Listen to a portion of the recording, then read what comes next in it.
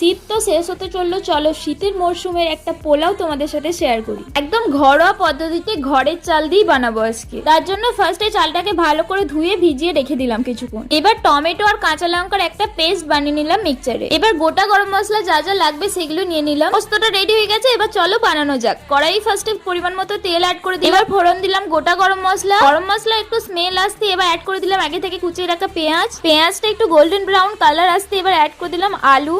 এবার সামান্য লবণ অ্যাড করে ভালো করে একটু সিদ্ধ করে নিলাম। এবার অ্যাড করলাম কুচানো গাজর, বিনস আর মটরশুঁটি। হালকা একটু নেড়ে এবার অ্যাড করলাম গোলমরিচ গুঁড়ো, চাট মশলা আর অ্যাড করলাম ড্রাই ফ্রুটস, কাজু এন্ড কিশমিশ। এবার ভালোভাবে নেড়ে মিক্সড করে নিলাম সমস্তটা। এবার অ্যাড করছি দুধ। এবার সমস্তটা খুব ভালোভাবে মিক্সড করে নিলাম আর অ্যাড করলাম স্বাদ মতো চিনি। এখানে একটা উপকরণ অ্যাড করতে আমি মিস করে গেছি, ভুলে গিয়েছিলাম, সেই মুহূর্তে মনে ছিল না। তোমরা যদি প্রথম থেকে ভিডিওটা দেখো তাহলে বুঝতে পারবে কি দিতে ভুলে গেছি, তোমরা কমেন্টে জানিও তাহলে। হ্যাঁ, টমেটো পেস্টটা দিতে আমি ভুলে গিয়েছিলাম। এবার পানি অ্যাড করার পর আমি টমেটো পেস্ট আর আদা রসুন বাটা দিলাম। এবার ভালোভাবে মিক্সড করে ফুটতে দিলাম। ফুটে উঠলি এবার অ্যাড করলাম ভিজিয়ে রাখা চালটা।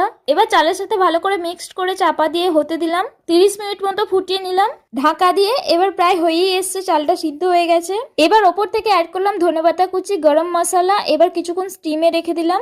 10 মিনিট মতো স্টিমে রেখেছিলাম। এই দেখো রেডি হয়ে গেছে আমাদের একদম ভেজ পোলাও। শীতকালে তোমরা কারা কারা এরকম ভেজ পোলাও বানিয়ে খাও আমাকে কমেন্টে জানিও। এবার চলো টেস্ট করে দেখি কেমন হয়েছে। খেতে খুবই টেস্টি হয়েছিল। এর সাথে আমি চিকেন কষা বানিয়েছিলাম, সেই রেসিপিটা আমি নেক্সট ভিডিওতে শেয়ার করব। তোমাদের যদি আমার ভিডিও ভালো লেগে থাকে তাহলে আমার চ্যানেলটাকে সাবস্ক্রাইব করে আমার পাশে থেকো।